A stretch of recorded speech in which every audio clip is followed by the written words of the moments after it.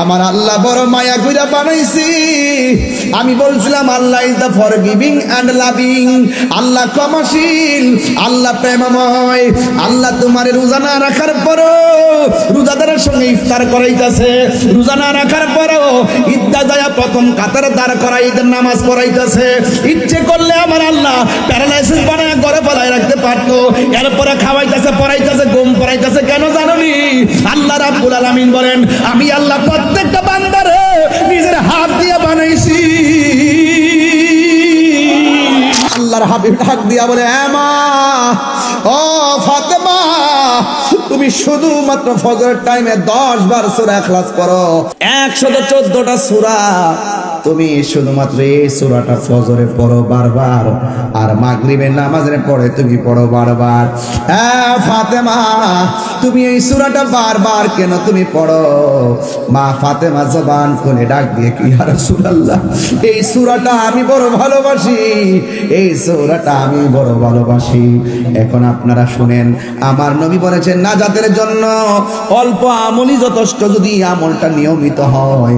আমার নবী আপনার নবী বলেন ফাতেমা, ও ফাতেমা, তুমি ফজরের নামাজের পরে 10 বার সূরা ইখলাস পড়ো, 10 বার দুরূদ শরীফ পড়ো, মাগরিবের নামাজের পরে 10 বার সূরা ইখলাস পড়ো, 10 বার দুরূদ শরীফ পড়ো। হ্যাঁ ফাতেমা, আমি তোমাকে বলে দেই, আজকে দিকে যারা তুমি ফাতেমার মহব্বতের তাসবিহটা কিয়ামত পর্যন্ত যারা মহব্বতে তেলাওয়াত করবে, আল্লাহ রাব্বুল আলামিন তার জন্য জান্নাতে একটা বালাখানা বানায়া দিবে। আমার নবী নূরের নবী,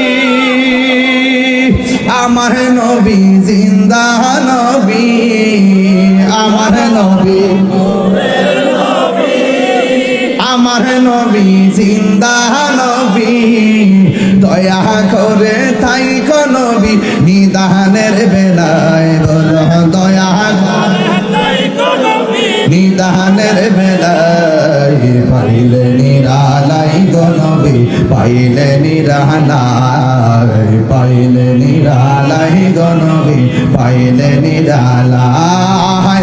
দুই কদমে চুমু খাবো, দুই কদমে চুমু খাবো, চরণ ধুলি মাখিব গায়, পাইলে নিরালাই গো নবী, পাইলে নিরালাই। কঠিন হাসরের দিনে